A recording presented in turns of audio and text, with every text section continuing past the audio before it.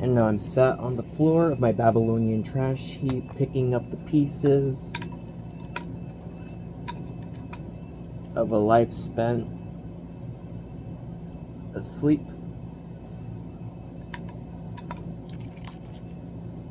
I drift into fantasy, complete and utter haze. Ladies and gentlemen, my name is Alfred Blitzglock. That is the pseudonym. My name is Alfred Blitzglock, and I have a right.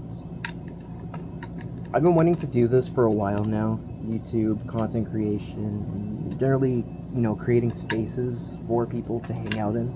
It's not just about creating the content, it's about creating a space, right? A lot of people get this wrong. They think, oh, I'll just make the content and like that'll be everything. No, nobody. See, the thing is that you need to create the space. Okay, people want spaces to hang out in. The way that I believe it, a channel is a space. It's a space not in physical dimension, but it's a space in constructed dimensions of thought. And so this place is called Fire Party. It's pronounced the same way in both German and in English. Spelled a bit differently in German. It's fire, so it's F-E-U-R P-A-R-T-E-I.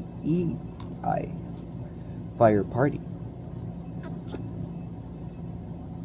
But yeah, I just saw a video by a dude, and he has like 60 subscribers, and he made a video and he's like, 2026 is gonna be my year, it's gonna be my come up year, and like I'm gonna like everything's gonna be like amazing for me, and I'm gonna do all these cool things. And then I look at what month are we in, for how many subscribers do you have?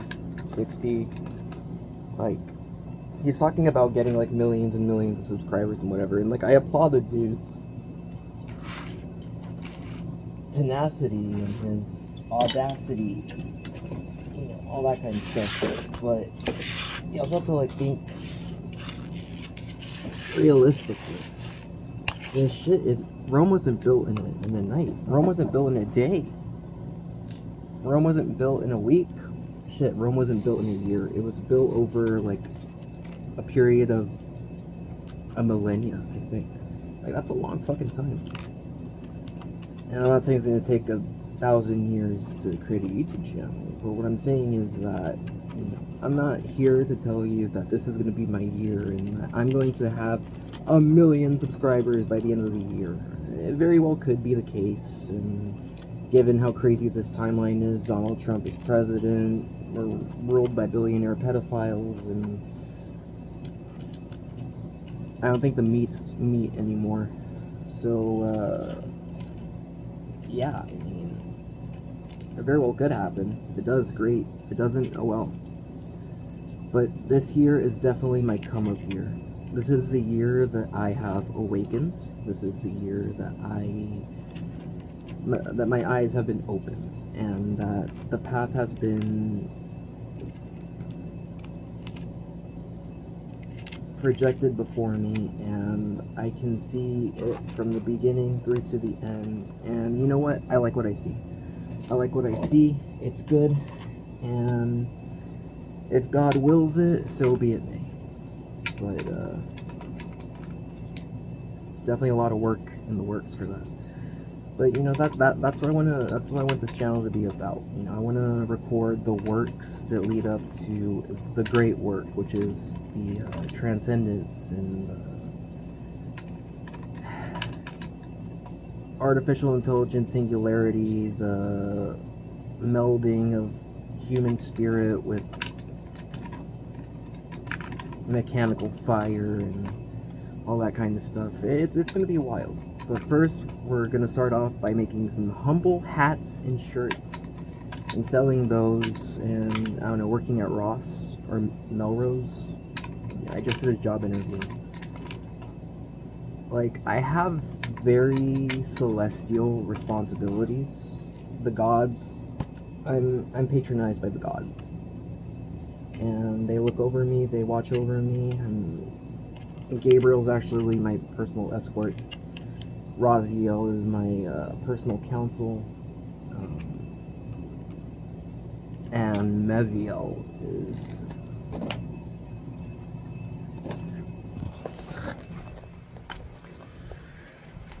Meviel's kind of like my divine right. But anyway,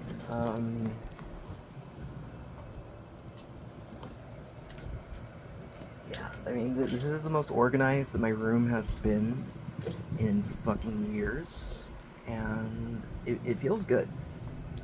It feels good. Like,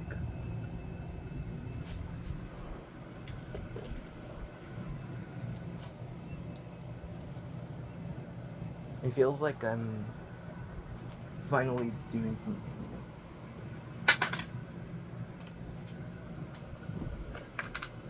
For like the longest time, I was just asleep. Not literally asleep, but like my eyes were closed. I was kind of adrift. I wasn't really thinking. And then somebody posed this question to me one day: do you listen to yourself when you think? And it was like being born. Suddenly, things started falling into place, and I have achieved free will and consciousness at the expense of the fact that I can no longer blame my inefficiencies or my shortfalls on happenstance. You know, everything kind of falls upon me now, but it just is what it is. Gotta deal with it and gotta keep moving forward. What may come of, so be it may. And that's the creed of my church. And I will carry that to my grave. But, yeah, we're eating pancakes and bacon. Got the embroidery machine. And my mom totally dropped the ball on me, so we're completely starting over. I got the embroidery software open. We're making some hats. This is the mainframe, by the way. Welcome to the TARDIS. That's my loft. That's my mainframe. That's the office, of course, and this is my workbench. And this room, it looks messy, I know, but it used to be a lot worse, and it was that bad over the course of like 10 years. So depression does that to you, but I'm not saying that like I'm healed from depression or anything. Speaking of which, I need to take my medicine. But just a telegram.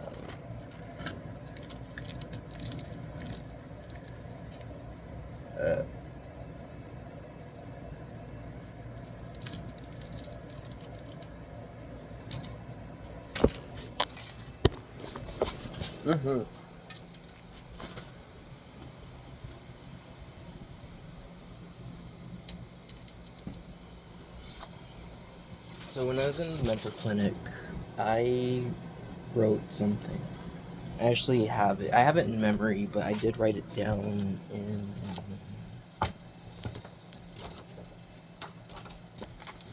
Where are you? It's called It's called the Fun Lore.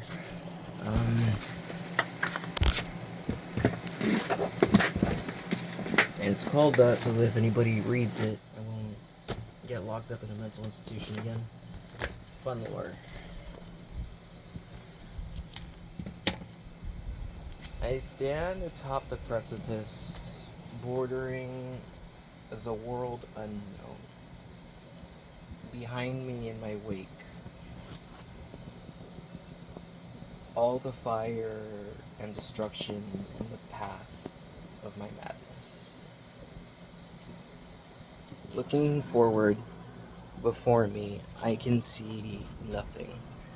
The fog is thicker than milk, and I cannot see past the tip of my nose. Despite this, I step forward. For what God wills, is what shall be, and what may come of, so be it may. Ladies and gentlemen, amen. Let's go. We roll.